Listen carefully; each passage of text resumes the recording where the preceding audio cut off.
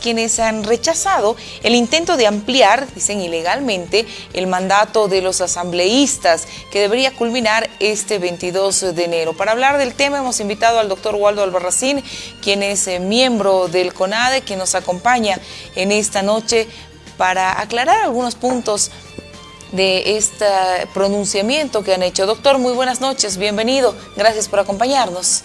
Muy buenas noches, un saludo cariñoso para ti y para la audiencia de este importante programa. Doctor, el CONADE se ha pronunciado acerca de esta prórroga de funciones que han mandado a consulta los asambleístas ante el Tribunal Constitucional para poder, dicen ellos, seguir trabajando hasta que se elijan nuevos asambleístas. El CONADE tiene una observación puntual. Dicen que es ilegal pretender ampliar su mandato. Mira, más que ilegal, es inconstitucional. Porque ilegal sería que estén contra una ley, pero es inconstitucional porque estarían pisoteando la Constitución, como lo hizo Bebo, cuando pisoteó la Constitución promoviendo un fallo del Tribunal Constitucional que lo habilitaba a él y a Álvaro para una nueva postulación, no obstante que la Constitución la prohibía. En este caso lo mismo. El texto constitucional, que es la norma superlativa en Bolivia, y la base de un sistema democrático, el cerebro diríamos, señala con claridad meridiana que el mandato de senadores y diputados dura 5 años. Así, exactos, calendario. Ni un día más, ni un día menos. Por eso es que cuando se decía que se cierre el Parlamento, nosotros como CONADE no estábamos de acuerdo, porque era atentar contra la democracia. Una forma de ser respetuoso con la democracia es respetar los mandatos de las autoridades elegidas en las urnas. Y en este caso, cesar el Parlamento o no permitirles continuar su gestión era un acto antidemocrático. Por tanto, ellos tienen derecho, todo el derecho de ejercer su función parlamentaria hasta el 22 de enero del próximo año. ¿Qué es lo que debería pasar después del 22 de enero? Después del 22 de enero, su mandato cesa automáticamente y no hay ninguna posibilidad legal ni constitucional de ampliarles. Sería una situación inédita, pero inconstitucional. Se estaría quebrantando el Estado de Derecho. Tendrían que modificar la Constitución, entonces. ¿Y cómo se modifica la Constitución? A través de un referéndum. ¿No es verdad?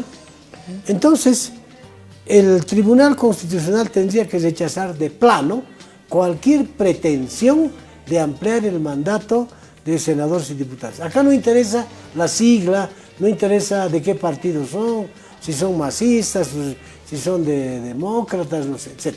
Ese no es el tema. Pero hay un antecedente ya de que el Tribunal Constitucional ha vulnerado la Constitución cuando se trataba del 21 de febrero y la repostulación de Morales. ¿Podría ocurrir esto nuevamente, claro, esta vez con los asambleístas? Pero es que un mal antecedente no puede sentar jurisprudencia. Un hecho ilegal, prácticamente dictatorial, que ha promovido Evo Morales, contra lo que hemos combatido, no puede servir de antecedente. Es decir, si Evo Morales ha pisoteado la Constitución, ha impuesto una dictadura, ahora que siga nomás los actos dictatoriales. No es así. Nos ha costado sangre, nos ha costado un conjunto de sacrificios derrotar a la dictadura de Evo Morales. Y no puede ser que por el afán el afán político de diputados, senadores, o ambición personal de continuar cobrando sus dietas, por todo ello, muy bien que sigan nomás, no es posible eso. Ahora, no se puede comparar el caso de la presidenta Yanine Áñez con el caso de senadores y diputados. Yo no sé por qué han dictado una ley que amplíe el mandato de Yanine Áñez, porque no necesita. Ella ha asumido la presidencia por sucesión constitucional. La Constitución señala claramente que por impedimento del presidente lo sustituye el vicepresidente. Por impedimento del vicepresidente lo sustituye el presidente de la Cámara de Senadores. A impedimento de esto, lo sustituye el presidente de diputados. Y así los vicepresidentes respectivos. Pero no te olvides que no solo renunció Evo Morales, renunció el vicepresidente, renunciaron los presidentes de ambas cámaras y sus vicepresidentes. Entonces Yanine Áñez asumió el gobierno, ¿no?, por sucesión constitucional. Le correspondía a ella porque era la segunda vicepresidenta del Senado. Si ella no aceptaba, podía asumir el cargo el segundo vicepresidente de diputados. Pero doña Yanine Áñez asumió esa responsabilidad. Por eso ella es una presidenta constitucional. ¿Pero para qué? Para evitar que el Estado boliviano esté sin gobernante, uno. Y dos, para llevar adelante, para impulsar un nuevo proceso electoral al haber sido anuladas las elecciones anteriores. Su situación es totalmente diferente a la de asambleístas. Su mandato concluye cuando se elija un nuevo presidente. Exactamente, cuando el país elija un nuevo presidente y el Parlamento, o sea, la Asamblea Legislativa, a través de su presidente, que llega a ser el presidente del país, tome el juramento al presidente o presidenta electo, es en el momento en que cesa el mandato de la señora Yanine Áñez para que ocupe el puesto la autoridad elegida en las urnas. ¿Qué pasaría con las autoridades subnacionales, doctor Albarracín, quienes se verían también obligadas a prolongar sus mandatos, ya que las elecciones van a todavía eso prolongarse? Es lo riesgoso, ¿no? Que esta anomalía puede generar un efecto dominó. Porque si le amplían el mandato a senadores y diputados, los asambleístas departamentales van a decir, ¿y por qué no a nosotros? Y los concejales van a decir lo mismo, ¿por qué no a nosotros? Y se va a producir en cadena un conjunto de violaciones a la Constitución, una cadena de actos antidemocráticos, anticonstitucionales. Ese es el motivo por el que no se les tiene ni siquiera que ocurrir ni soñar con ampliar mandatos de autoridades que por previsión constitucional tienen un plazo determinado en su gestión y en su mandato, ¿no? Es decir, 5 años, ¿no es verdad? Los senadores y diputados fenecen, o sea, tienen el tiempo de 5 años, ni un día más. Ahora, el hecho de que temporalmente estemos sin diputados y senadores, al fenecer su mandato de ellos el 22 de enero, no le va a afectar a la democracia. No genera un vacío. No va a generar un vacío porque tenemos una presidenta y la presidenta puede dictar un conjunto de disposiciones legales en el marco de su competencia, o sea, decretos. Es más, si hubiera buena fe, esos senadores y diputados que consideraran que el país va a necesitar de leyes para diciembre y enero, pueden dictarlas hasta antes de que fenezca su mandato. Tiene valor legal absoluto, esas leyes. Pero lo que no pueden hacer es funcionar, legislar, fiscalizar, etcétera, cumplir una función parlamentaria después del 22 de enero. ¿Qué pasaría con las autoridades como gobernadores y alcaldes o subgobernadores en algunas regiones? Ellos tendrían que regirse al igual que la presidenta, dejar el mandato cuando exista otra autoridad electa. A ver, no es el mismo, lo que dije yo, el caso de doña Yanine Áñez es absolutamente diferente, porque ella ocupó el cargo por sucesión constitucional frente a un hecho extraordinario que se dio, que fue la renuncia de Evo Morales. A Evo Morales nadie lo ha votado, a Evo Morales nadie le ha dado golpe de Estado, a Evo Morales nadie le ha realizado contra él actos de fuerza, de violencia, para impedirle que ejerza el cargo de presidente de este país. Los militares no lo tocaron, ni los policías. Él, ante la vergüenza de habérsele descubierto semejante fraude, pero cínico, ¿no?, donde se ha comprobado, no solo por los aportes que hizo la universidad y otras entidades, Jubileo, en fin, sino también porque la propia OEA, a través de la auditoría, con serenidad, con imparcialidad, demostró que hubo fraude. Entonces, frente a esa vergüenza, para no dar la cara del por qué hizo fraude, porque es obvio que ese fraude le beneficiaba a él decidió primero renunciar y luego se inventó en el exilio el problema de un supuesto golpe de Estado. ¿Cuál golpe de Estado? ¿Los militares tomaron el palacio? No, no entraron. Doña Yanine Áñez, reitero, asumió la presidencia bajo la figura de la Asociación Constitucional. Entonces, por eso no es bueno ni siquiera homologar o comparar el caso del actual presidente transitoria de Yanine Áñez con los casos de gobernadores, alcaldes, concejales, asambleístas. No tiene sentido. En ese contexto, lo que tienen que hacer más bien es, tomando como parámetro el tiempo de duración del mandato de un alcalde, del mandato de un concejal, de un gobernador, de un asambleísta departamental, viendo cuándo fenecen, cuál es la fecha de fenecimiento de su mandato, que no es el mismo de los parlamentarios. Ojo, los parlamentarios se tienen que ir el 22 de enero, los otros no. Por eso no pueden utilizar como argumento tampoco, no pueden comparar. No se olvide que las elecciones subnacionales siempre vienen después de las elecciones nacionales. Si no estoy equivocado, el señor Evo Morales ha tomado posesión el 22 de enero, ¿no es cierto? Porque las elecciones anteriores de esa época fueron, si mal no recuerdo, en diciembre. Exacto. Me estoy refiriendo al anterior periodo, ¿no? En cambio, las elecciones para gobernadores y alcaldes y concejales, asambleístas, fue más o menos en abril, mayo. El 29 de marzo, para ser precisos. Marzo, ya. Entonces, ¿y cuándo se los posesionó? Posteriormente.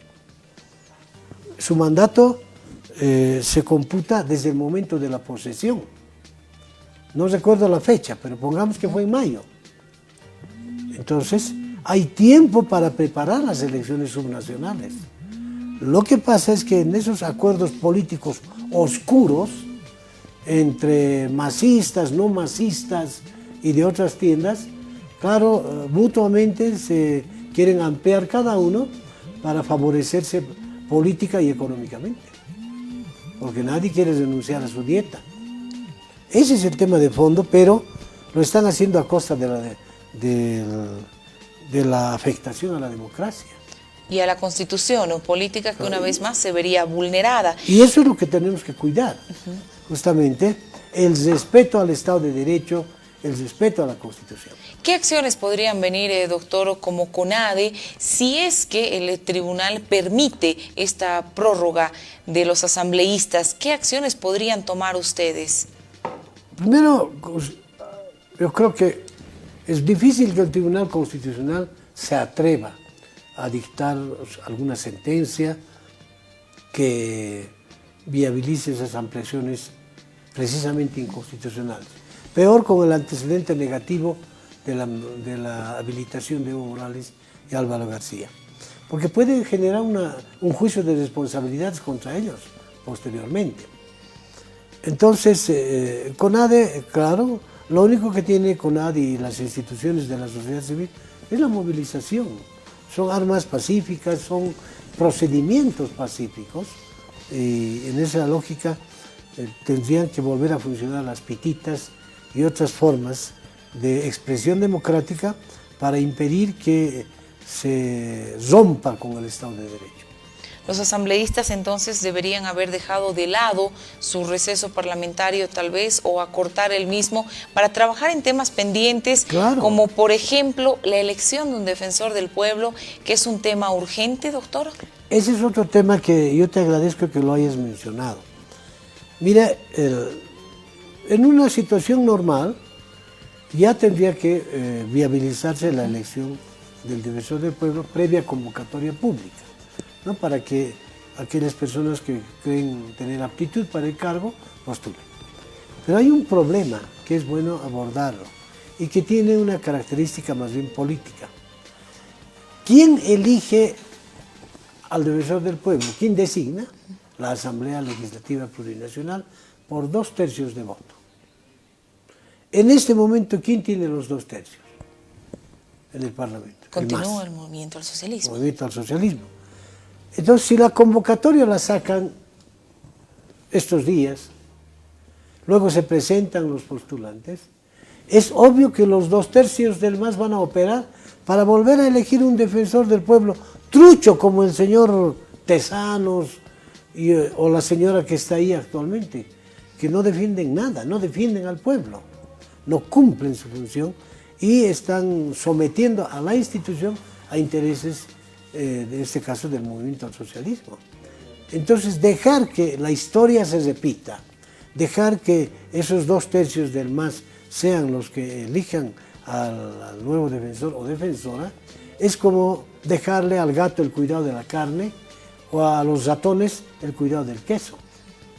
Ellos no van a entrar en la actitud desprendida, democrática, de procurar que se elija a una persona con trayectoria en la defensa de los derechos humanos. Van a resguardar sus intereses Claro, todavía. van a elegir a otro masista, un poquito encubierto, pero igual lo van a elegir. ¿Para qué? Para que resguarde intereses de su partido. ¿Qué es lo que se debería hacer entonces, Esperar, doctor?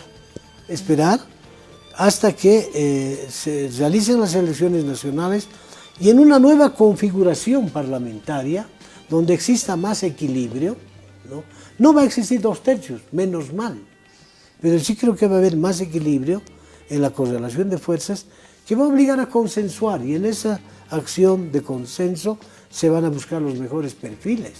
¿Qué Pero debería pasar con esta defensora interina que a momento está lo que fungiendo sí también se puede fuera de hacer plazo? es que se puede nombrar mientras tanto un nuevo interinato, que seguramente del propio personal o de adjuntos que existe en la Defensoría, porque mucho no vamos a avanzar con ellos, que están aleccionados por el partido que los ha llevado al cargo y que están más preocupados de cómo ir a Chapare a congraciarse con los cocaleros, cómo congraciarse con Evo Morales, ese es su afán.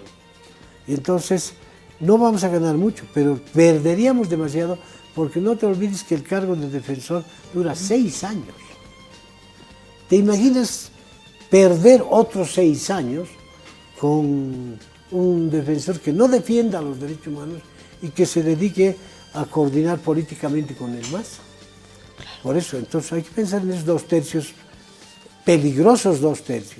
Y en esa consigna considero que lo más maduro, lo más coherente, lo más sereno y lo más favorable es esperar las siguientes elecciones para que en una nueva composición parlamentaria se proceda a elegir a una autoridad de la Defensoría que recupere la imagen anterior.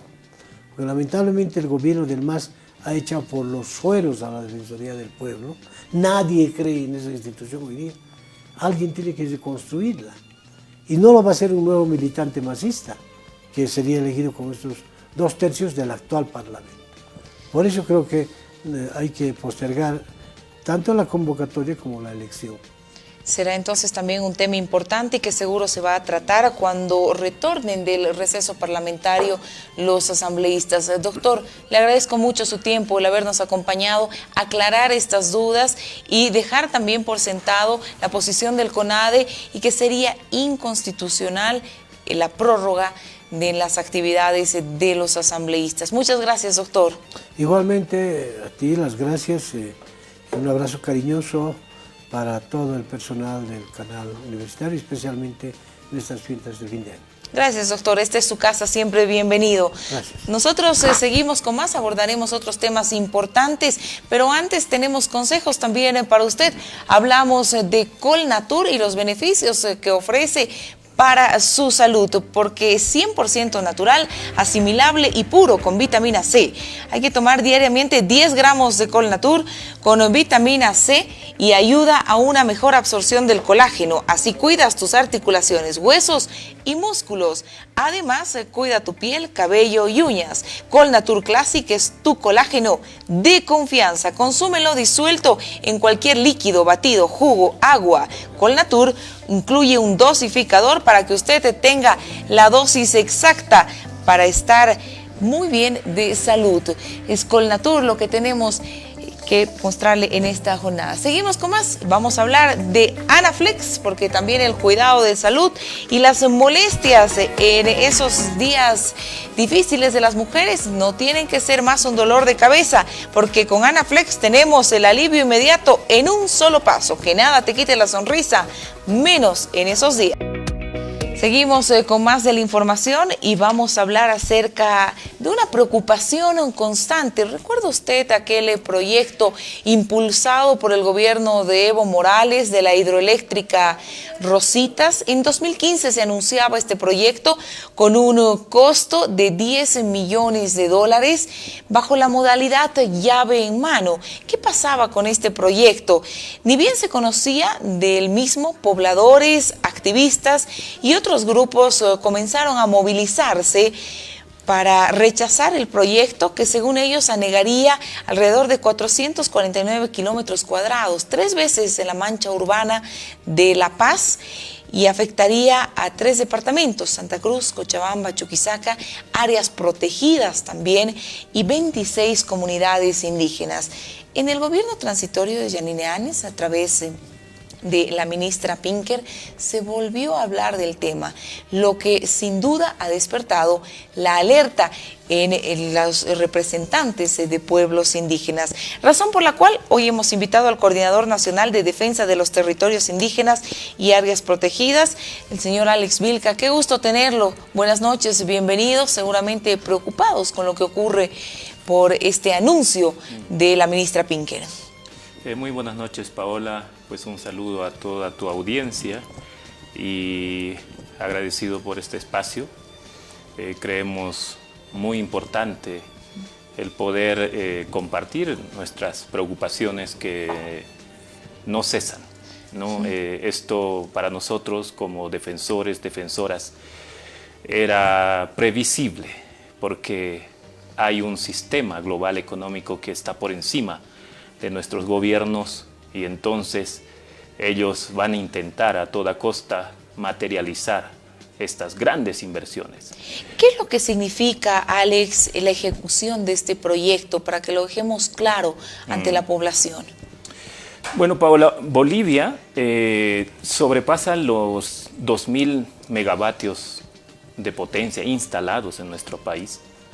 Y de esta cantidad, entre 1.400 a 1.600 en la temporada de mayor demanda, es el consumo actual, lo cual significa que al menos 400 megavatios están como excedentes. Entonces, la idea del gobierno saliente era de convertir a Bolivia en el corazón energético. Y bajo este propósito, se tenía en plan o se tiene en plan la construcción de 22 centrales hidroeléctricas. Algunas son de gran tamaño. El complejo hidroeléctrico Rositas consta de 7 centrales hidroeléctricas en la cuenca del Río Grande. Estamos hablando de Rositas. Rositas sería una central y ya pues sus impactos en temas ambientales son incuantificables. No solo es la inundación de estas 450.000 hectáreas. El Chepete, el Bala, según estudios preliminares de la empresa que hizo los estudios, que es una italiana, Geodata, son 771.000 kilómetros cuadrados. Rositas, para generar 600 megavatios, pretende inundar 450 kilómetros cuadrados. Si analizamos, hay una desproporción enorme.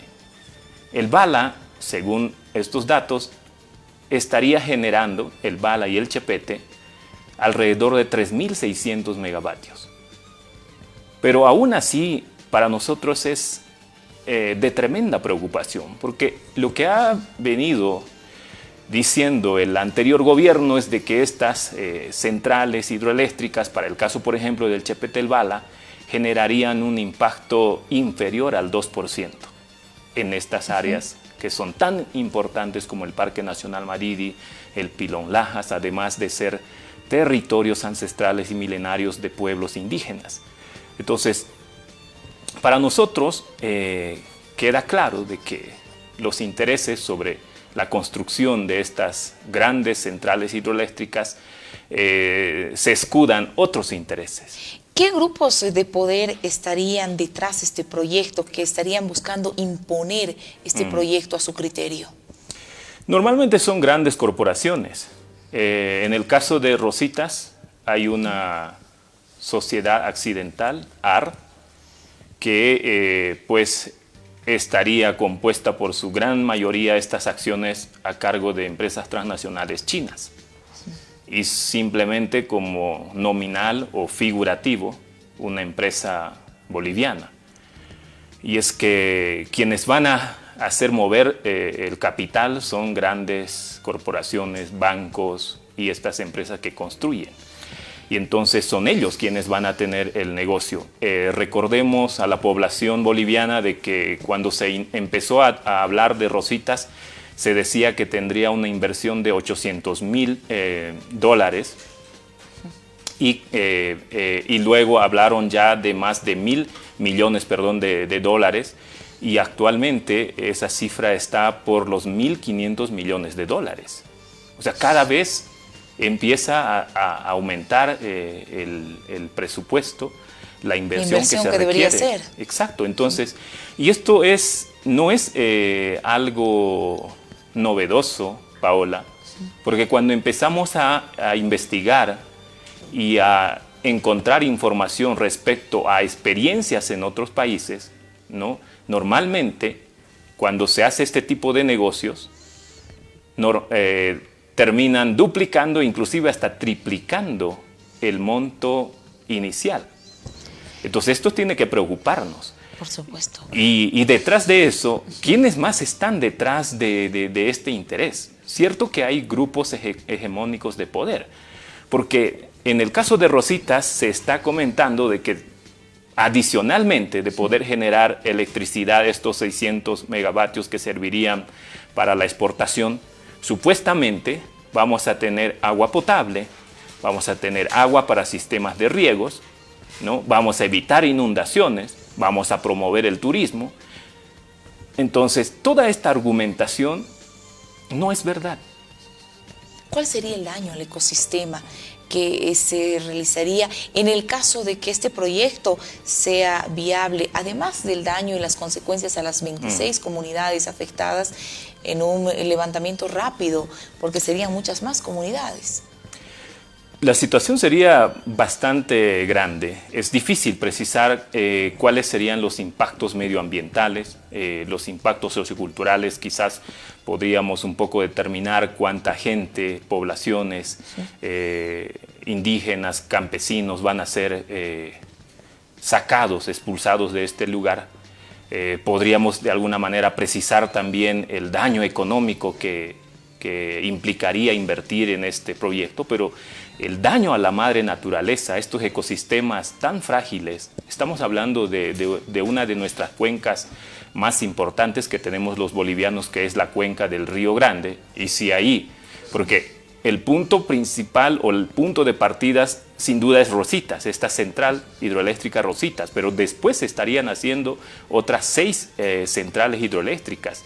Entonces su impacto sería irreversible en varios aspectos, y esto es creo que algo que el departamento de Santa Cruz y sobre todo la ciudad de Santa Cruz tiene que empezar a generar mayores espacios de análisis, de debate, porque por ejemplo en términos de acceso a recursos hídricos sería catastrófico para este departamento, porque se estaría afectando a este ciclo normal, ¿no? Del flujo que generan estos ríos, ¿no? Al cortar, lo que hacemos es agudizar y profundizar el cambio climático que ya estamos empezando a sentir. Las represas no son como se nos está vendiendo energía renovable, energía limpia y que generan poca cantidad de emisiones de gases de efecto invernadero, cuando en realidad lo que hace es más bien acrecentar estos daños. ¿Hay efectos perversos detrás de estos proyectos? Totalmente, totalmente. Son terribles, son difíciles, te decía, de precisar, Nosotros como defensores de estos espacios, que son vitales para nuestra sobrevivencia como seres humanos, hemos estado encontrando testimonios de vida, de pueblos, de comunidades que han sufrido hasta este momento los rigurosos impactos de este tipo de obras. Acabamos de retornar, por ejemplo, del territorio de la nación mapuche, Pehuenche, en Chile. Ellos, en la cuenca del río Biobío, se les ha impuesto la construcción de 3 centrales hidroeléctricas. Los argumentos eran justamente de poder generar grandes desarrollos para este país. Y Chile se muestra como una superpotencia en nuestro continente. Pero cuando entramos al territorio y hablamos con la gente que ha sufrido estos impactos, es deprimente, es doloroso. No podemos llegar a esos niveles de afectaciones. Los que se llevan esos recursos son normalmente estas grandes compañías. Y también, ¿quiénes están detrás de estas grandes inversiones? Compañías mineras, compañías forestales, agronegocios. Muchas veces, en algunos casos, se da también el tema de turismo, el tema de la pesca, y que no es para la gente local. Eso es para quienes tienen muchos recursos. ¿La ministra Pinker estaría siguiendo esta política extractivista del movimiento al socialismo en desempolvar el tema? Si bien han dicho que no van a tomar decisiones en este gobierno transitorio sobre el tema, pero en el afán de desempolvar el tema y ponerlo otra vez en la palestra.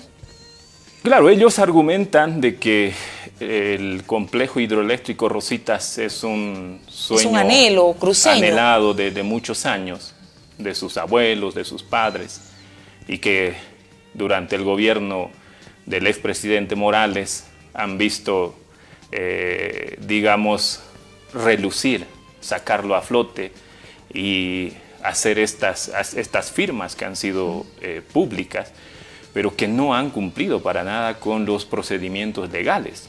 Esta central hidroeléctrica, por ejemplo, no tiene la consulta previa, libre, informada. Los afectados han interpuesto medidas legales y han sido rechazadas. Entonces, que este gobierno transitorio intente reactivar, sacar nuevamente a la palestra, pues es para nosotros una tremenda preocupación. Sabemos que eso puede continuar en adelante, no solo con un gobierno de transición, sino con un gobierno que podamos establecer en un futuro próximo. Porque te digo, o sea, ¿quiénes están detrás de estas grandes inversiones? No es el pueblo boliviano. Son grandes corporaciones que necesitan hacer girar su máquina del negocio. Entonces, corporaciones que estarían por encima de gobiernos todavía, totalmente. Alex. Y para ir, por favor, cerrando la entrevista, ¿no descartan ustedes volver ante la Corte Interamericana con una denuncia? Ya lo han hecho en una oportunidad. Sí, aunque no son espacios en los cuales podemos encontrar respuestas a nuestras demandas, no creemos en lo que puede hacer la OEA y la CIDH, lo que puede hacer las Naciones Unidas y todos estos mecanismos que tienen desde las Naciones Unidas, las COP, por ejemplo, para abordar temas sobre biodiversidad, cambio climático, medio ambiente. Se están prolongando tantos esfuerzos. Por ejemplo, lo que ha sucedido recientemente en Madrid, la COP25, que ha demandado más de 50 millones de euros, que en su resultado no tiene, digamos, un efecto contundente. Entonces, para nosotros, si bien es importante interpelar permanentemente en esos espacios, la lucha, la solución está en nosotros. Cuando el pueblo despierte, se dé cuenta de que estas grandes inversiones solo es una forma más de arrebatarnos nuestros recursos naturales y nosotros nos convertamos en los celosos guardianes de estos recursos naturales, ahí vamos a cambiar. ¿Podrían llamar a la resistencia? Claro que sí. Lo que tenemos que hacer es empezar a tejer de una manera mucho más hábil, más creativa, más inteligente estas resistencias, que no es para beneficio de los pueblos indígenas. Esto es lo que estamos haciendo los pueblos indígenas que luchamos, que resistimos, es para el beneficio colectivo, común del pueblo boliviano, para el beneficio de todo el planeta. Entonces acá ya no tenemos que luchar de manera individual, por regiones, por departamentos o por provincias.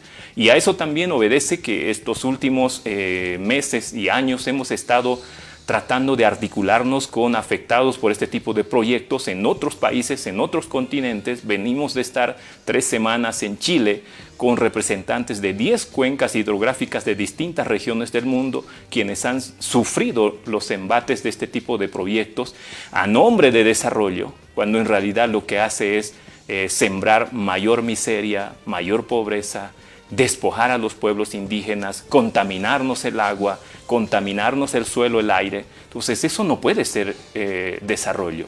Entonces creo que este es el momento y creo que los bolivianos en el 2020 tenemos ese gran desafío de sentarnos en mesas de debate profundo con las universidades, con gente que conoce a profundidad estos temas económicos, ambientales, biológicos, porque necesitamos transitar hacia otro modelo económico como bolivianos. Menos extractivista, que no le haga daño al ecosistema ni a las comunidades que viven en estos lugares donde se puedan respetar estos territorios. Alex, un placer conversar con usted, conocer estos puntos de vista. Estaremos al pendiente de lo que ocurra con determinaciones de ya sea de este gobierno transitorio o de siguientes gobiernos referentes a estos temas que hacen a la importancia de todos y cada uno de los bolivianos cuando se trata de nuestro ecosistema, de nuestro medio ambiente y de estos territorios que prácticamente son sagrados para las naciones indígenas. Gracias, Alex. Bueno, muchísimas gracias a ti, Paola, y agradecer al programa Jaque Mate,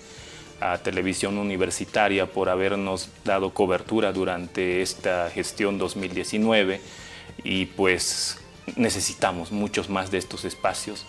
Esperamos que el año próximo se nos abra más posibilidades a los bolivianos y a las bolivianas, porque nos vamos a jugar un papel muy importante. Está en nuestras manos el poder cambiar de dirección y poder dejar a nuestras futuras generaciones esperanzas que sean reales. No vender humo, no hablar de que se está haciendo esfuerzos por proteger y conservar nuestra naturaleza y defender a los pueblos indígenas, cuando en realidad lo que se hace es más bien totalmente lo contrario. Tenemos que transitar hacia un camino verdadero, sincero, real, que de verdad nos permita hablar de una Bolivia diferente, integral.